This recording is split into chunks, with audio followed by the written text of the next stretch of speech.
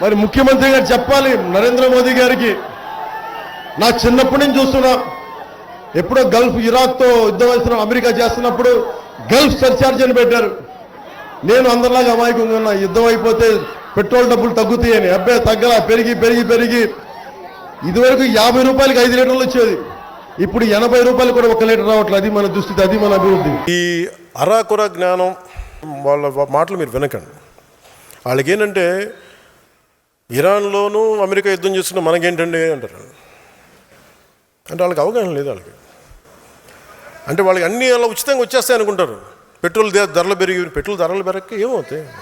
Petrol దొరకదు, gas దొరకదు, ఎక్కడి నుంచి మనం సంపాదిస్తున్నాం. భాస్కర్ అవార్డు వచ్చేస్తుందండి ఆయనకి, భాస్కర్ అవార్డు వచ్చేస్తుంది. బ్రేకింగ్ చూస్తున్నాం. దేశవ్యాప్తంగా మళ్లీ భారీగా పెట్రోల్ డీజిల్ ధరలు పెరిగాయి. ఇక విజయవాడలో లీటర్ పెట్రోల్ ధర 117 రూపాయల 19 పైసలు, డీజిల్ ధర 104 రూపాయల 88 పైసలకు చేరాయి. ముఖ్యమంత్రి గారు ఏం చెప్తారు? నేను నరేంద్ర మోదీ గారికి నేనే చెప్పాను నోట్లు రద్దు చేయమని, పెద్ద నోట్లని.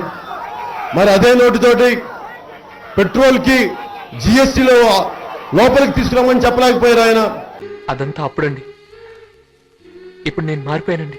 ఎంత అద్భుతంగా నటిస్తాడంటే అసలు నాకే ఆశ్చర్యం వేస్తుంది.